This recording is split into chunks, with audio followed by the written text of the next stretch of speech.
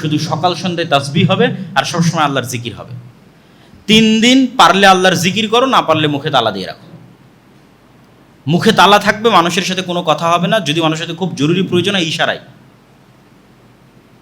কিন্তু মুখ খোলা যাবে না। আর মুখ যদি খোলে তাহলে আস্তাগফিরুল্লাহ, আলহামদুলিল্লাহ, লা ইলাহা ইল্লাল্লাহ, লা ইলাহা ইল্লাল্লাহু ওয়াহদাহু লা শারীকা লাহু, লাহুল মুলকু ওয়া লাহুল হামদু ওয়া হুয়া আলা কুল্লি শাইইন কাদির, সুবহানাল্লাহি ওয়া বিহামদিহি সুবহানাল্লাহিল আযীম। এগুলো জিকির, আজকার, তাসবিহ, তাহলিল। তা মহান আল্লাহ সুবহানাহু ওয়া তাআলার এই নির্দেশ কি প্রমাণ করে? যে 3 দিন তিনি মানুষের সাথে যাবতীয় কথা বন্ধ রাখা, মাত্রাতিরিক্ত জিকির এবং সকাল সন্ধ্যা তাসবিহ পাঠের বরকতেই মহান আল্লাহ অসম্ভবকে সম্ভব করে দিবেন। আল্লাহু আকবার। আর এই 3 দিনের মধ্যেই তার স্ত্রী গর্ভবতী হবেন। মানুষ যদি জীবনে বড় কিছু অর্জন করতে চায়, তাহলে অতিরিক্ত জিকির এবং সকাল সন্ধ্যার তাসবিহ পাঠের কোনো বিকল্প নাই।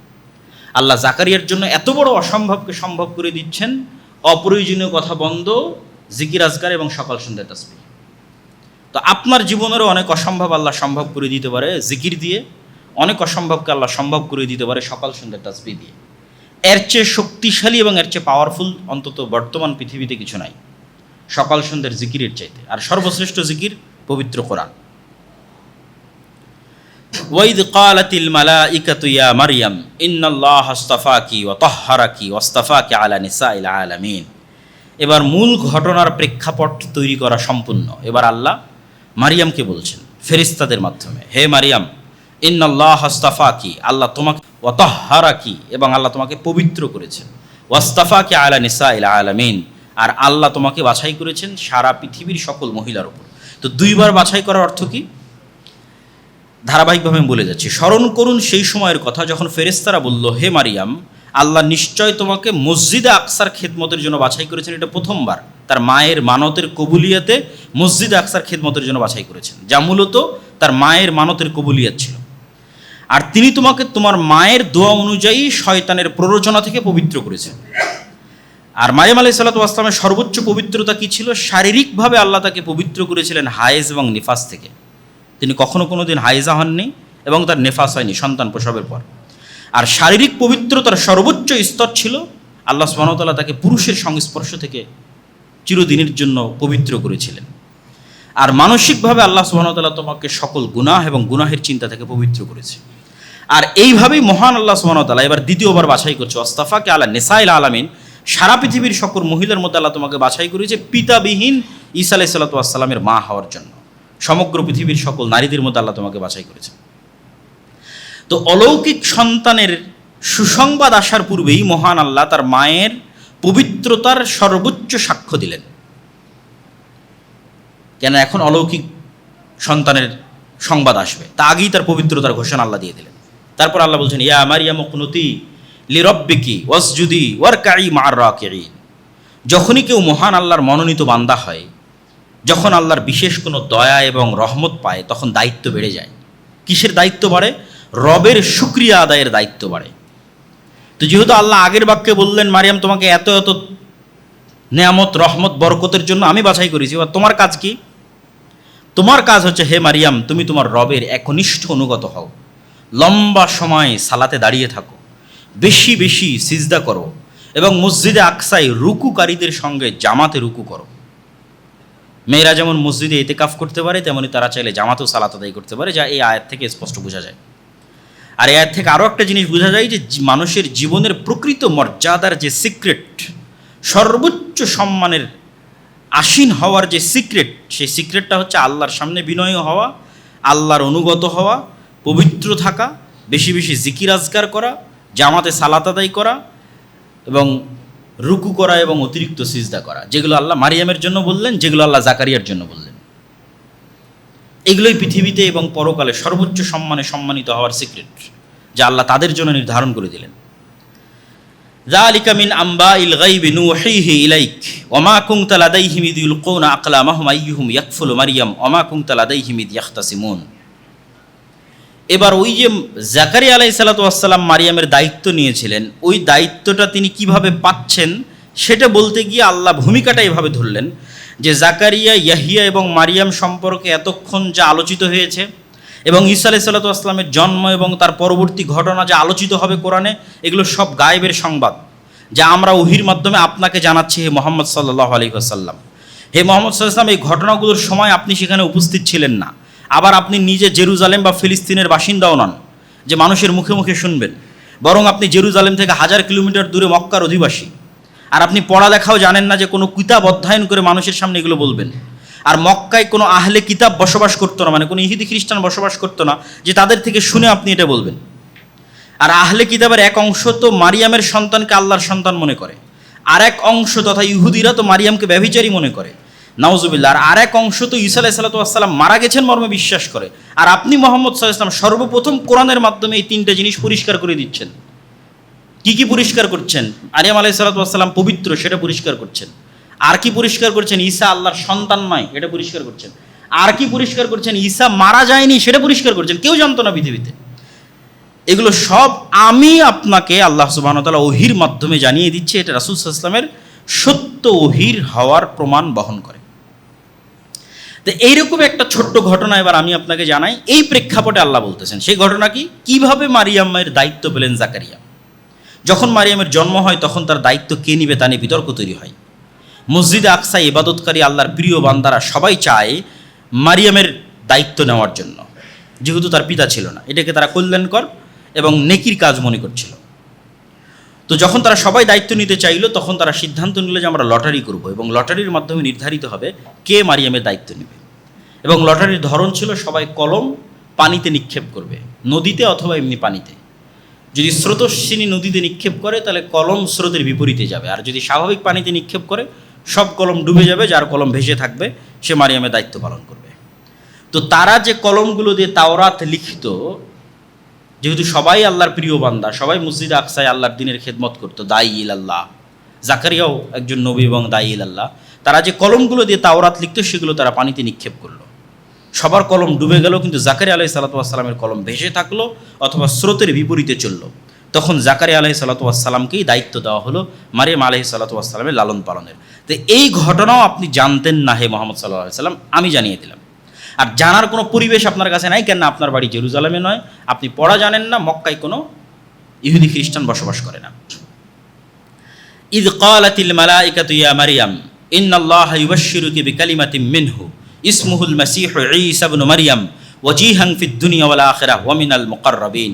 এবার এতক্ষণ যাবৎ মূল ঘটনা বলার জন্য যে ভূমিকা আল্লাহ প্রস্তুত করলেন, সেই সবচেয়ে ভয়ঙ্কর ব্যতিক্রম ঘটনা বলার সময় চলে এসেছে। মারিয়ামকে মায়ের মানতের মাধ্যমে কবুল করা হয়ে গেছে। অসময়ে মারিয়ামের কাছে খাবার প্রদান করা হয়েছে।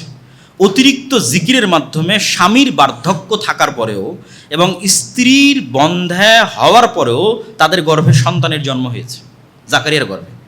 মারিয়ামের পবিত্রতার ঘোষণা হয়েছে, তাকে বেশি বেশি ইবাদতের আদেশ দেওয়া হয়েছে, জাকারিয়াকে বেশি বেশি জিকিরের আদেশ দেওয়া হয়েছে।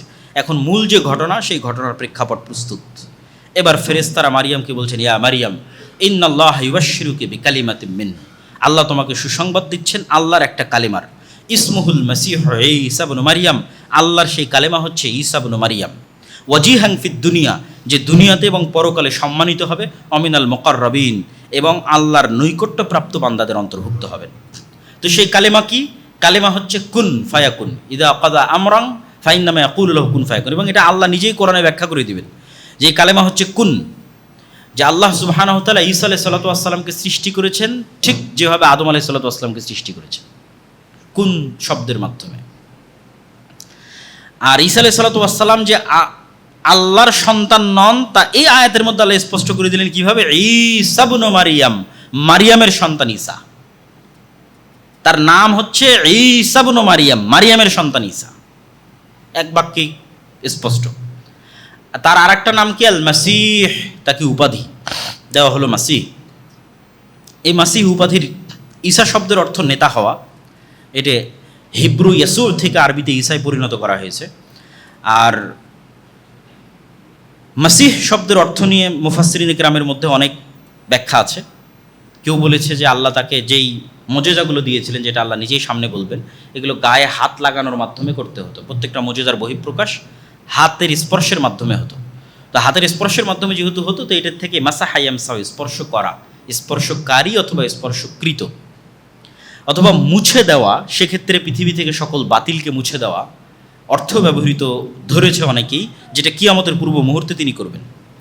ওয়ায়ুকাল্লিমুন নাসা ফিল মাহদি ওয়া কাহলা ওয়া মিনাস সালিহিন, তিনি মানুষের সাথে যখন তোমার কোলে থাকবে তখনও কথা বলবে তোমার পবিত্রতার সাক্ষ্য দিয়ে, আর যখন বার্ধক্য বয়সে পৌঁছে যাবে তখনও কথা বলবে। তো বার্ধক্য বয়সে পৌঁছার আগেই তো তিনি পৃথিবী থেকে বিদায় নিয়েছেন, এটা যখন তিনি দ্বিতীয়বার ফেরত আসবেন তখন কথা বলবেন। অমিনাস সালিহিন, আর সে তার পূর্বে চলে যাওয়া ইব্রাহিম, ইসহাক, ইসমাইল, মুসা, দাউদ, সুলাইমানের মতো আল্লাহর নেককার বান্দাদের অন্তর্ভুক্ত হবে। সুসংবাদ যত বড়ই হোক, এই সুসংবাদ দেওয়া হচ্ছে একজন কুমারী মেয়েকে। বাহ্যিক দৃষ্টিতে তার কাছে এটা মাথায় আকাশ ভেঙে পড়ার মতো। তাই এত বড় সুসংবাদ পেয়েও, অনেক বড় সুসংবাদ, আল্লাহ অনেক কিছু বললেন, তোমাকে একজন সন্তান দিচ্ছি, ঈসা সে এই অনেক কিছু হবে, কিন্তু বলা তো হচ্ছে একজন কুমারী মেয়েকে। তো এটা সুসংবাদের চেয়ে তার মাথায় তো আকাশ ভেঙে পড়ার মতো। তখন তিনি বিস্ময়ের সাথে বললেন, ক্বালাত রাব্বি আন্না ইয়াকুনু লি ওয়ালাদ, হে আল্লাহ কীভাবে আমার সন্তান হতে পারে, ওয়ালাম ইয়ামসাসনি বাশার, আমাকে এখন পর্যন্ত কোনো পুরুষ স্পর্শ করেনি। ক্বালা কাযালিকা আল্লাহু ইয়াখলুকু মা ইয়াশা, আল্লাহ এভাবেই যা ইচ্ছা তাই সৃষ্টি করতে পারেন। এবং আল্লাহ সুবহানাহু তাআলা পৃথিবীতে আরও অসংখ্য প্রাণীর মধ্যে পুরুষের সংস্পর্শ ছাড়া সৃষ্টির উদাহরণ রেখে দিয়েছেন। যেমন বর্তমান বিজ্ঞান প্রমাণ করে যে সাপ, টিকটিকি, হাঙ্গর, মাছ এবং বিভিন্ন পোকামাকড়ের অনেক প্রজাতি আছে, এবং উদ্ভিদ জগতেরও এমনও গাছপালা আছে যেগুলো পুরুষের সংস্পর্শ ছাড়াই, পরাগায়ন ছাড়াই নতুন গাছ, নতুন সাপ, নতুন টিকটিকি তাদের জন্ম হয়ে যেতে পারে। এই বিজ্ঞান দ্বারা প্রমাণিত। তো মহান আল্লাহ সুবহানাহু তাআলা ইয়াহইয়া আলাইহিস সালামের জন্মের ঘটনায় যেই বাক্য ব্যবহার করেছেন, সেই বাক্যের থেকে একটু পরিবর্তন করে এখানে ব্যবহার করলেন। জাকারিয়া অভিযোগ করল আল্লাহ কেমনে সন্তান হবে, আল্লাহ বললেন আল্লাহ যা ইচ্ছা তাই করতে পারে। আর এখানে বললেন আল্লাহ যা ইচ্ছা তাই সৃষ্টি করতে পারে। কেননা এই সৃষ্টিটা একদম নতুন সৃষ্টি। জাকারিয়ার ক্ষেত্রে তো আইন লঙ্ঘন করা হয়নি, স্বামী স্ত্রীর মাধ্যমেই সন্তানের জন্ম হয়েছে, যতই বার্ধক্য হোক। ফলত এটা সম্পূর্ণ নতুন সৃষ্টি নয়। আল্লাহ ওখানে বলে যে আমি যা ইচ্ছা তাই করতে পারি, এখানে বলে যে আমি সম্পূর্ণ নতুন সৃষ্টি, যেমন আদমকে নতুন সৃষ্টি করেছি, সম্পূর্ণ কুন কালেমার মাধ্যমে, হও এই কালেমার মাধ্যমে। ইদা কদা আমরাং ফাইন্নামা ইয়াকুলু লাহু কুন ফায়াকুন। এবার আল্লাহ নিজেই বলে দিচ্ছেন ওই কালেমাটা কি। আল্লাহ যখনই কোনো কিছু করার, সৃষ্টি করার ইচ্ছা পোষণ করেন, তখন দুনিয়ার যে নিয়ম, এই নিয়মগুলো আল্লাহর নির্ধারিত নিয়ম, আল্লাহ এই নিয়মগুলো সৃষ্টি করেছে। তো এই নিয়মের বাইরে গিয়ে তো আল্লাহ এগুলোকে প্রথম সৃষ্টি করেছে। এখন নয় আমি বীজ প্রথম বপন করতে, তাই বীজ হচ্ছে। প্রথম ধান কিভাবে হয়েছে, কোন বীজ থেকে প্রথম ধান হয়েছে, কোন ডিম থেকে প্রথম মুরগি হয়েছে, ওগুলো সব কুন দিয়ে হয়েছে। তারপরে তো এই নিয়ম আল্লাহ তৈরি করে দিয়েছে যে এর বীজ থেকে এর বীজ, এর বীজ থেকে এর বীজ, এভাবে হতে থাকবে। কিন্তু প্রথম যখন মানুষ হয়েছে কিভাবে হয়েছে, কুন। তো ঠিক তেমন ঈসা আলাইহিস সালাতু ওয়াস সালাম আল্লাহ সুবহানাহু ওয়া তাআলার কুন এই শব্দের ভিত্তিতেই আল্লাহ সুবহানাহু ওয়া তাআলা তাকে সৃষ্টি করেছেন। ইউআল্লিমুহুল কিতাবা ওয়াল হিকমাতা ওয়াত তাওরাত ওয়াল ইনজিল, সে শিক্ষা দিবে মানুষকে কিতাব, হিকমত, তাওরাত এবং ইনজিল, তথা সে নবী হবে। এবং সে শুধু নবী নয়, সে রাসূলও হবে। ও রাসূলান ইলা বানি ইসরাইল, সে বানি ইসরাইলের জন্য রাসূল হবে। এবং সে মানুষকে ডাক দিয়ে বলবে, হে মানুষ শোনো, আল্লাহ আমাকে কি কি মোজেজা দিয়েছে। ইন্নী আখলুকু লাকুম মিনাত তিন কাহাইয়াতিত তয়রি, সে একটা মাটির খণ্ড নেবে। এগুলো সব সুসংবাদ ঈসা আলাইহিস সালামের জন্মের আগেই মারিয়ামকে বলা হচ্ছে যে ঈসা এগুলো করবে। সে মানুষকে ডাক দিয়ে বলবে যে এই যে আমি মাটির স্তর হাতে নিলাম এবং এখানে আমি ফু দিব, এই মাটি এখান থেকে পাখি হয়ে আকাশে উড়ে যাবে। ওয়াউবরিউল আকমাহা ওয়াল আবরাস, যে জন্মগত অন্ধ তার চোখে আমি এভাবে বিসমিল্লাহ বলে হাত দিব, বিইজনিল্লাহ, আল্লাহর অনুমতিতে ওর অন্ধত্ব ভালো হয়ে যাবে। যে কুষ্ঠরোগে আক্রান্ত আমি তার শরীরে হাত দিব বিসমিল্লাহ বলে, ভালো হয়ে যাবে। ওহিল মাউতা বিইজনিল্লাহ, সবচেয়ে আশ্চর্য হচ্ছে আমি একদম মৃত মানুষকেও জীবিত করতে পারবো, ঈসা আলাইহিস সালাতু ওয়াস সালাম বলবেন, এবং তিনি বাস্তবে করেছেন। তো মৃত মানুষকে তিনি বিসমিল্লাহ বলে জীবিত করবেন। ও উনাব্বিউকুম বিমা তাকুলুনা ফি বুয়ুতিকুম ওয়া মা তাদাখিরুন, আর কে আজকে কি খেয়েছে বাড়িতে, আর কার বাড়িতে কি আছে সব বলে দিতে পারবেন। এবং এই পয়েন্টেই মূলত ঈসা আলাইহিস সালামের সাথে তার অনুসারীরা ঠাট্টা করত। এই পয়েন্টটাতে যখন মুসা আলাইহিস সালাম এগুলো সব মুজিজা দেখালেন, তো মুজিজা দেখে মানুষের অন্তর নরম হয়ে ঈমান আনার কথা। কিন্তু বানু ইসরাঈলের ক্ষেত্রে যেটা বারবার ঘটেছে, বড় বড় মুজিজা দেখেও তাদের অন্তর নরম হয়। তো ঈসা আলাইহিস সালাতু ওয়াস সালামের সাথে তারা এটা ঠাট্টা করতো বারবার। বলেন তো আজকে আমি কী খেয়ে এসেছি, বলেন তো আজকে কি এখনই আমি কী খেয়ে আসলাম, আজকে বলেন দেখি আমার বাড়িতে কী আছে। তো বারবার এই প্রশ্নের মাধ্যমে ঈসা আলাইহিস সালামকে মূলত ঠাট্টা করা হতো। কিন্তু তিনি বলতে পারতেন, কিন্তু এটা বলতে পারাটা তো মূল উদ্দেশ্য নয়। মূল উদ্দেশ্য তোমরা আমাকে নবী হিসেবে মানো এবং আল্লাহর আনুগত্য করো। কিন্তু ওইটার জন্য বারবার এসে বলতে থাকা, এটাই হচ্ছে নবীকে অস্বীকার করার শুরু। ومصدقا لما بين يدي من التوراة وليحل لكم بعض الذي حرم عليكم وجئتكم بآية من ربكم فاتقوا الله وأطيعون। আর আমি নতুন কোনো দাওয়াত নিয়ে আসিনি। মূসা আলাইহিস সালাতু ওয়াস সালাম যে দাওয়াত দিয়ে গেছে তাওরাতের মাধ্যমে ওইটারই সত্যায়ন করতে এসেছি। একই কথা মুহাম্মদ সাল্লাল্লাহু আলাইহি ওয়াসাল্লাম বলেছে, আমি নতুন কোনো দাওয়াত নিয়ে আসিনি। তোমাদের কাছে ঈসা আলাইহিস সালাম যে দাওয়াত দিয়ে গেছে ইনজিলে, মূসা যে দাওয়াত দিয়ে গেছে তাওরাতে, ওটাই নিয়ে এসেছে। এটা ঈসা আলাইহিস সালাম বলতেছেন যে আমি নতুন কোনো দাওয়াত নিয়ে আসিনি, তাওরাতে যেটা আছে ওটাই।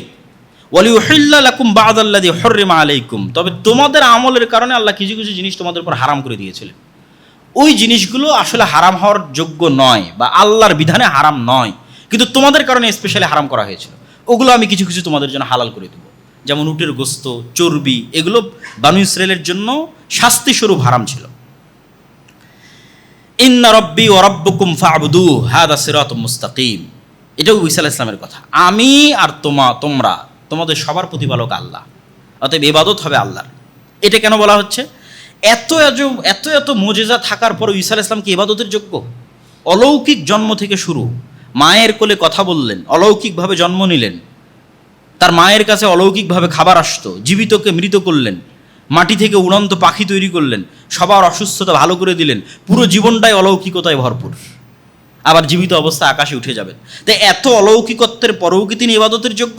তখন উনি নিজেই বলছেন, ইন্নাল্লাহ রব্বি ওয়া রব্বুকুম, নিশ্চয় আল্লাহ আমার রব এবং তোমাদের রব, আমি আল্লাহরই বান্দা, অতএব তোমরা আমার নয় আল্লাহরই ইবাদত করো।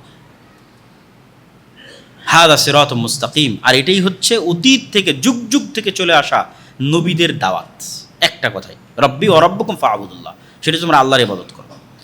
ফালাম্মা হাসসা ঈসা মিনহুমুল কুফরা ক্বালা মান আনসারি ইলাল্লাহ, এই যে বললাম যে তিনি এতগুলো মুজিজা দেখালেন, তো এই মুজিজা অন্যগুলো তো মোটামুটি মানুষের কাজে লাগে, কিন্তু ওই যে একটা মুজিজা যেটা মানুষ অপব্যবহার করা শুরু করলো, বলেন দেখি এখন কি খেয়ে আসলাম, বলেন দেখি আজকে আমার বাড়িতে কি আছে, এই আচরণে ঈসা আলাইহিস সালাম কষ্ট পেলেন এবং তিনি বুঝতে পারলেন যে মানুষ তার উপর ঈমান আনবে না, বরং কুফরি করবে, তাকে অস্বীকার করবে। তখন তিনি বললেন, একে তো মানুষ তার মাকে অপবাদ দিচ্ছে, ওই একটা অপবাদের বোঝা তো তার ব্রেনে মেন্টালি প্রেশার হিসেবে আছেই, বাকি এত মুজিজা দেখার পরও মানুষ তার উপর ঈমান আনতেছে না। মান আনসারি ইলাল্লাহ, হে আমার জাতি, বলো তোমাদের মধ্যে কে খালেসভাবে আমার সহযোগিতা করবে আল্লাহর সন্তুষ্টির জন্য। আনসারুল্লাহ, আল্লাহর সহযোগী হবে, আল্লাহর সন্তুষ্টির জন্য আমাকে সহযোগিতা করবে কে? ক্বাল আল হাওয়ারিয়ুনা, হাওয়ারিরা বলল যারা সাদা রঙের অধিকারী। তো শাব্দিক অর্থ হচ্ছে সাদা রঙের অধিকারী। কি সাদা রং? মুফাসসিরিন ইকরাম লিখেছেন তারা সাদা জামা পরতো এই কারণে, কেউ লিখেছেন তারা ধোপা ছিল, কাপড়কে ময়লা থেকে সাদা করতো এই কারণে, কেউ লিখেছেন তাদের অন্তর সাদা ধবধবে ছিল, পরিষ্কার, নিষ্কলুষ হৃদয়, পবিত্র হৃদয়। তো 12 জন হাওয়ারি বলল, নাহনু আনসারুল্লাহ, আমরা আল্লাহর সন্তুষ্টির জন্য আপনার এই দিনের দাওয়াত কবুল করলাম, আপনার উপর ঈমান আনলাম, ওয়াশহাদ বিআন্না মুসলিমুন। যদিও প্রথম ঈমান এনেছে জাকারিয়া আলাইহিস সালাতু ওয়াস সালাম, প্রথম ঈমান এনেছে ইয়াহইয়া আলাইহিস সালাতু ওয়াস সালাম, এবং ইয়াহইয়া এবং ঈসা আলাইহিস সালাতু ওয়াস সালাম তারা একই সাথেই তৎকালীন পৃথিবীতে দাওয়াতি কাজ করতেন, 2-3-4 বছরের ছোট বড়। ইয়াহইয়া আলাইহিস সালাতু ওয়াস সালাম 3-4 বছরের বড়, আর ঈসা আলাইহিস সালাতু ওয়াস সালাম 3-4 বছরের ছোট। ওয়ামাকারু ওয়ামাকারাল্লাহ ওয়াল্লাহু খায়রুল মাকিরিন, ইহুদিরাও ষড়যন্ত্র করলো আর আল্লাহও তাদের বিরুদ্ধে পাল্টা ষড়যন্ত্র করলেন। আর আল্লাহর যদি পাল্টা ষড়যন্ত্র করেন সেটাকে আর কেউ বাধা দিতে পারে না। তো কি হলো? এই আয়াতের ব্যাখ্যা কি, এই ধারাবাহিকতায় আয়াত কেন আসলো? তো ঈসা আলাইহিস সালাতু ওয়াস সালাম এবং হাওয়ারিরা মিলে এবং ইয়াহইয়া আলাইহিস সালাতু ওয়াস সালাম মিলে জেরুজালেম, ফিলিস্তিন এবং সিরিয়ার মাটিতে যে তাওহীদের দাওয়াত দেওয়া শুরু করলেন, আর উনি যে সবসময় মুজিজাগুলো দেখাতেন, ধীরে ধীরে এই 12 জন দিয়ে শুরু, ইয়াহইয়া দিয়ে শুরু, ধীরে ধীরে তার অনুসারীর সংখ্যা বাড়তেই লাগলো। এবং যখন তার অনুসারীর সংখ্যা বাড়তে লাগলো, তখন ভণ্ড ইহুদি ধর্মীয় নেতা যারা ছিল তাদের মুখোশ উন্মোচিত হতে লাগলো। হিংসার বশবর্তী হয়ে ইহুদিরা তো আগে থেকে তার মায়ের নামে মিথ্যা অপবাদ রটাতো, তারা তার সাথেও শত্রুতার সর্বোচ্চ শিখরে পৌঁছে গেল। এবং কোনো কিছুতেই যখন ঈসা আলাইহিস সালামের দাওয়াত থামানো সম্ভব হচ্ছিল না, তখন রোমান শাসকের সহযোগিতা নিয়ে ঈসা আলাইহিস সালামকে এবং ইয়াহইয়া আলাইহিস সালামকে, 2 জনকে হত্যার ষড়যন্ত্র করা হলো। এবং ইতিহাস বলে যে 3 জনকেই, মানে ইহুদি খ্রিস্টানদের দাবি অনুযায়ী 3 জনকে হত্যা করা হয়েছে। জাকারিয়াকেও হত্যা করা হয়েছে, ইয়াহইয়াকেও হত্যা করা হয়েছে, ঈসা আলাইহিস সালামকে হত্যা করা হয়েছে। ইসলাম এসে বলল যে ঈসা আলাইহিস সালাম নিহত হননি, 500 বছর পরে এসে বলল ঈসা আলাইহিস সালামকে আল্লাহ উঠিয়ে নিয়েছে। কিন্তু জাকারিয়া এবং ইয়াহইয়া আলাইহিস সালামের বিষয় ইতিহাসে মোটামুটি প্রসিদ্ধ যে তাদেরকে ইহুদিরা সাকসেসফুলি হত্যা করেছে, এবং দুইজনেরই হত্যার জন্য ভিন্ন ভিন্ন ঘটনা প্রচলিত আছে। সত্য মিথ্যা আল্লাহ ভালো জানে। জাকারিয়া আলাইহিস সালামের জন্য প্রচলিত আছে তিনি একটা গাছের মধ্যে আশ্রয় নিয়েছিলেন, পুরো গাছ করাত দিয়ে কেটে ফেলা হয়েছিল এবং তিনিও সেখানে নিহত হয়েছিলেন। আর ইয়াহইয়া আলাইহিস সালামের ক্ষেত্রে প্রসিদ্ধ আছে যে তৎকালীন বাদশাহ এক অবৈধ সম্পর্কে লিপ্ত ছিল, যেটা তাওরাত অনুযায়ী, ইনজিল অনুযায়ী হারাম। তো বাদশাহ চাচ্ছিল যে তার এই কাজকে ধর্মীয় নেতারা বৈধতা দিক। তো ধর্মীয় নেতাদের মধ্যে ইয়াহইয়া আলাইহিস সালাতু ওয়াস সালাম এই কাজের বৈধতা না দিয়ে সেটাকে ওপেন হারাম ঘোষণা করলেন, এবং ইয়াহইয়া আলাইহিস সালামের এই হারাম ঘোষণার কারণে তার ভিতরে এবং তার যেই মেয়ের সাথে তার অবৈধ সম্পর্ক ছিল তাদের ভিতরে একটা ক্ষোভ বিরাজ করলো যে যে আমাদের বিরুদ্ধে এই ফতোয়া দিচ্ছে এর প্রতিশোধ আমরা নিবই। তো ফলো ওই মেয়ে বাদশার কাছে চাইলো যে তুমি যদি আমাকে সন্তুষ্ট করতে চাও তাহলে ইয়াহিয়ার মাথা চাই, কাটা মাথা। তখন বাদশাহ তার সেই প্রেমিকাকে সন্তুষ্ট করার জন্য ইয়াহিয়া আলাইহিস সালাতু ওয়াস সালামের কর্তনকৃত মাথা সেখানে উপস্থিত করেছিল, তথা ইয়াহিয়া আলাইহিস সালামকে হত্যা করেছিল। তো তাদের ষড়যন্ত্র কোথায় গিয়ে সফল হয়নি? ঈসা আলাইহিস সালাতু ওয়াস সালামের ক্ষেত্রে গিয়ে সফল হয়নি, যেটা আল্লাহ বলছেন যে তারা ঈসা আলাইহিস সালাতু ওয়াস সালামকে হত্যার ষড়যন্ত্র করলো। কিন্তু আল্লাহ সুবহানাহু ওয়া তাআলা কি করলেন? আল্লাহ পরের আয়াতে বলছেন ইয ক্বালা আল্লাহু ইয়া ঈসা ইন্নী মুতাওয়াফফিকা ওয়া রাফিউকা ইলাইয়া ওয়া মুতাহহিরুকা মিনাল্লাযীনা কাফারু। ঈসা, আমি তোমাকে ঘুমের মধ্যে ঘুমন্ত অবস্থায় আসমানে উঠিয়ে নেব, রাফিউকা ইলাইয়া, আমার কাছে উঠিয়ে নেব, ওয়া মুতাহহিরুকা, আর তোমাকে আমি পবিত্র করব যা যা অপবাদ তোমার মায়ের নামে দেওয়া হয়েছে আর মানুষ তোমাকে যা অপবাদ দিয়েছে এগুলো সব কিছু থেকে তোমাকে পবিত্র করে দেব। ওয়া জাইলুল লাযীনা ইত্তাবাউকা ফাওকাল লাযীনা কাফারু ইলা ইয়াউমিল কিয়ামা, আর যারা সত্যিকারভাবে তোমার যে দাওয়াত, তাওহীদের দাওয়াত, এই সত্যিকারভাবে যারা এই দাওয়াতের অনুসরণ করবে, তুমি যে আল্লাহর সন্তান নও বরং আল্লাহর বান্দা এবং আল্লাহর নবী, এটাকে স্বীকার করবে, এবং তোমার মা যে পবিত্র এটাকে স্বীকার করবে, তাদেরকে আমি পৃথিবীতে বিজয়ী রাখবো। সুম্মা ইলাইয়া মারজিউকুম, আর একদিন সবাইকে আমার কাছেই ফিরে আসতে হবে। ফাআম্মাল্লাযীনা কাফারু ফাউআযযিবুহুম আযাবান শাদীদা।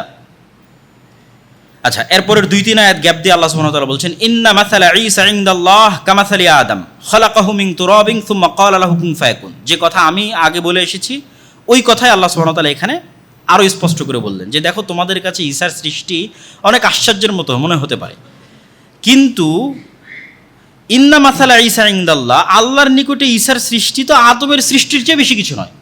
ইন্না মাসালা ঈসা ইনদাল্লাহ কামাসালি আদম, আদমকে আল্লাহ যেমন সৃষ্টি করেছে বরং তার চেয়ে কম।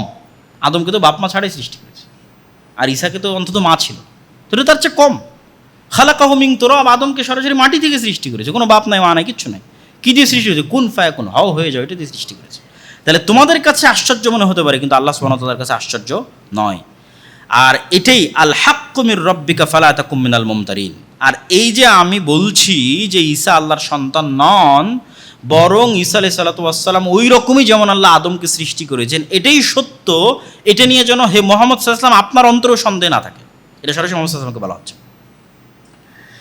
আর যদি মানুষ আপনার সাথে এটা নিয়ে বেশি তর্ক বিতর্ক করে, খ্রিস্টানরা পরের আয়াতে ফামান হাজ্জাকা ফীহি মিন বাদি মা জাআকা মিনাল ইলম, এই সত্য কথা বলে দেওয়ার পরেও যদি খ্রিস্টানরা আপনার সাথে বেশি তর্ক বিতর্ক করে, এই আয়াত তখন অবতীর্ণ হচ্ছিল যখন নাজরান থেকে একদল খ্রিস্টান আসছিল এবং তারা ঈসা আলাইহিস সালামের জন্ম সম্পর্কে এবং ঈসা আলাইহিস সালাম সম্পর্কে ইসলামের আকীদা কি সেটা জানতে চায়। তো যদি এরপরও বেশি তর্ক বিতর্ক করে তাহলে আপনি ওপেন চ্যালেঞ্জে চলে যান। চ্যালেঞ্জ কীভাবে দিবেন? নাদউ আবনাআনা ওয়া আবনাআকুম, এই খ্রিস্টানরা আসো, তোমাদের ছেলে মেয়ে, তোমাদের বাড়ির স্ত্রী পুত্র সব, ওনিসাআনা ওয়া নিসাআকুম, আমাদের ছেলে মেয়ে আর আমাদের বাড়ির স্ত্রী পুত্র সব। কোথায় যাব? আমরা খোলা মাঠে যাব। সুম্মা নাবতাহিল ফানাজআল লা'নাতাল্লাহি আলাল কাযিবিন, তারপর আমরা মুবাহালা করব যে কে সত্য, ঈসা আল্লাহর সন্তান না ঈসা আল্লাহর বান্দা। আমি মুহাম্মদ বলছি ঈসা আল্লাহর বান্দা, যেমন আদমকে সৃষ্টি করেছে ঈসা আলাইহিস সালাতু ওয়াস সালাম। আর তোমরা যদি বলো ঈসা আল্লাহর সন্তান, তাহলে চলো আল্লাহর অভিশাপ মিথ্যুকদের উপর বর্ষিত। তো আল্লাহ সুবহানাহু ওয়া তাআলা বলতে বলতে বলতে বলতে এই সর্বোচ্চ যে চ্যালেঞ্জ সেটাও জানিয়ে দিলেন মুহাম্মদ সাল্লাল্লাহু আলাইহি ওয়াসাল্লামের মাধ্যমে।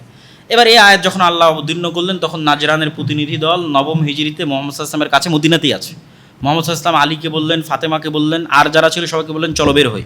আল্লাহ আদেশ দিয়েছে মুবাহালার জন্য, এবং তাদেরকেও বললেন যে চলো তোমরাও তোমাদের ছেলে মেয়ে স্ত্রী পুত্র নিয়ে চলো আমরা মুবাহালা করি। তখন নাজরানের খ্রিস্টানরা পরস্পর পরামর্শ করলো যে পৃথিবীতে যদি সত্য নবীর বিরুদ্ধে দাঁড়ানো হয় এবং সত্য নবীর দোয়া অভিশাপ হিসেবে যদি ফিরে আসে, তাহলে ওই জাতির ধ্বংস ছাড়ার কোনো রাস্তা নেই। তো যদি মুহাম্মদ সত্য নবী হয় আর যদি মুহাম্মাদের দোয়া রব্বুল আলামিনের কাছে সত্য হিসেবে আমাদের উপর অভিশাপ হিসেবে ফিরে আসে, তাহলে আমাদের ধ্বংস ছাড়া কোনো রাস্তা নেই, অতএব মোবাহালা করার দরকার নেই।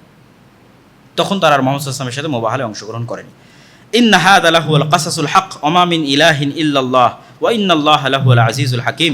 আর এতক্ষণ যে কিসসা আমরা বললাম এগুলো সত্য ঘটনা, আল্লাহ সুবহানাহু ওয়া তাআলা ব্যতীত কোনো ইলাহ নেই, আর তিনি আজিজ পরাক্রমশালী, যা ইচ্ছা তাই করতে পারেন, আর হাকিম তিনি প্রজ্ঞাময়, কখন কোনটা কিভাবে করতে হবে খুব ভালোভাবে জানেন। তো আমাদের সময় সংক্ষিপ্ত, এই জন্য আমরা সূরা মারিয়ামের যে অংশটুকু বাকি থাকলো মারিয়াম আলাইহিস সালাম সম্পর্কে সেটা বলতে পারলাম না। তবে একটা কথা না বললেই, আজকের বক্তব্যের মধ্যে একটা কথা প্রাসঙ্গিক যেটা না বললেই নয়, সেটা বলে শেষ করব। এই পুরো ঘটনা থেকে আমরা কি শিখলাম? এই পুরো ঘটনা থেকে আমরা ইয়াহইয়া আলাইহিস সালামের জন্ম, জাকারিয়া আলাইহিস সালামের, তারপরে হচ্ছে মারিয়ামের জন্ম, তারপর আলাইহিস সালামের সন্তান ঈসা আলাইহিস সালামের জন্ম, সবগুলো থেকে যেটা শেখা গেল সেটা হচ্ছে মানুষের সম্মান এবং মর্যাদা, জিকির আজকার, সকাল সন্ধ্যার তাসবিহ, সালাত, এবং ওই সূরা মারিয়াম যদি তেলাওয়াত করতাম ওখানেও দেখতেন যে ঈসা আলাইহিস সালাম কী বলছেন। এবং আল্লাহর নবীর একটা হাদিস আছে যে একদিন জাকারিয়া এবং ইয়াহইয়া আলাইহিস সালাম মসজিদে আকসায় সব বনু ইসরায়েলকে ডাক দিয়ে বললেন তোমাদের জন্য 5টা উপদেশ, এবং ওখানেও সালাত এবং জিকির আজকারের কথা আছে এবং জাকাতের কথা আছে। এগুলো বিস্তারিত আজকে বলতে পারলাম না, তবে একটা জরুরি কথা যেটা বলতেই হবে, যে এই যে চলমান যে বিশ্বকাপ, এবং এই বিশ্বকাপে মানুষের বিভিন্ন প্লেয়ারের প্রতি যে ভালোবাসা, এটা নিয়ে চিন্তা করতেছিলাম, যেহেতু এটা নিয়ে ইদানিং অনেক আলোচনা সমালোচনা হচ্ছে। এটার উপর 3-4টা আয়াত সূরা বাকারা থেকে আপনাদের সামনে একটু পড়ে শোনা এবং পড়ে শুনে বক্তব্য শেষ করব।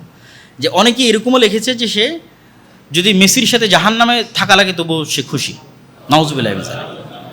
তো আল্লাহ সুবহানাহু ওয়া তাআলা কি বলছেন কোরআন মাজিদে? ওয়া মিনান নাসি মান ইয়াত্তাখিযু মিন দুনিল্লাহ। মানুষের মধ্যে এমনও মানুষ আছে যারা আল্লাহ ব্যতীত অন্য কাউকে এত বেশি ভালোবাসে যতটা আসলে আল্লাহকে ভালোবাসা উচিত। সূরা বাকারা 164 থেকে 167 নম্বর আয়াত হুবহু অনুবাদ করব। যে মানুষের মধ্যে এমনও মানুষ আছে যারা আল্লাহ ব্যতীত অন্য কাউকে এত ভালোবাসে কাহুব্বিল্লাহ, যেটা আসলে আল্লাহকে ভালোবাসা উচিত। ওয়াল্লাযীনা আমানু আশাদ্দু হুব্বান লিল্লাহ, আর যারা ঈমান আনয়ন করেছে তারা সবচেয়ে বেশি ভালোবাসে রব্বুল আলামিনকে, আল্লাহকে।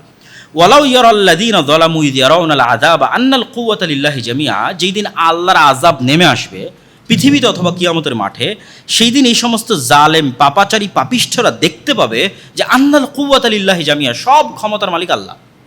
যেদিন এটা তাদের সামনে পরিষ্কার এবং স্পষ্ট হয়ে যাবে যে সকল ক্ষমতার মালিক আল্লাহ, ওয়ান্নাল্লাহা শাদীদুল আযাব, আর আল্লাহ যদি শাস্তি দিতে চান খুবই ভয়ঙ্কর শাস্তি দিতে পারেন, সেদিন কি হবে জানো?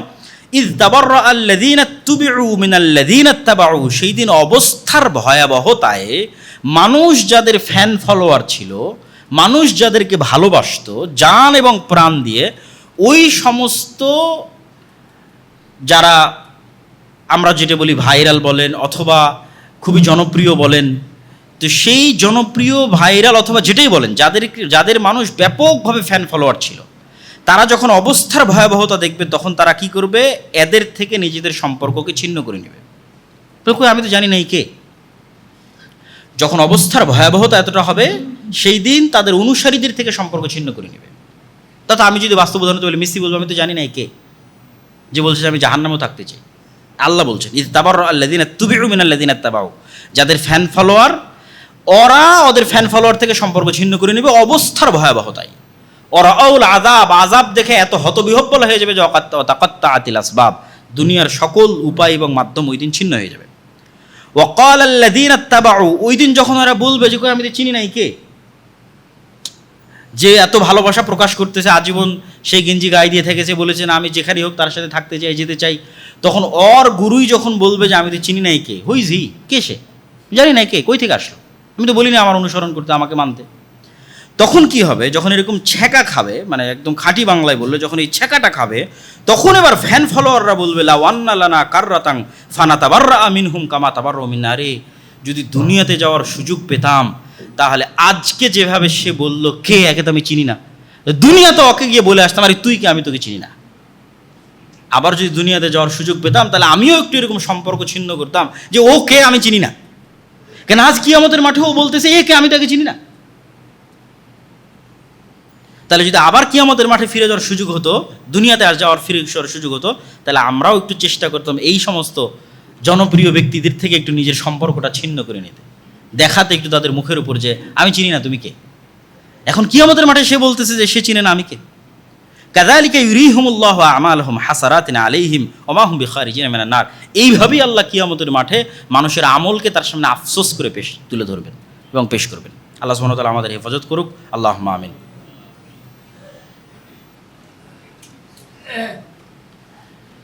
আলহামদুলিল্লাহিল্লাযী ওয়াহদা ওয়াস-সালাতু ওয়াস-সালামু আলা মান লা নাবিয়্যা বা'দাহু ইয়া আইয়ুহাল্লাযীনা আমানু সাল্লু আলাইহি ওয়া সাল্লিমু তাসলিমা। আল্লাহুম্মা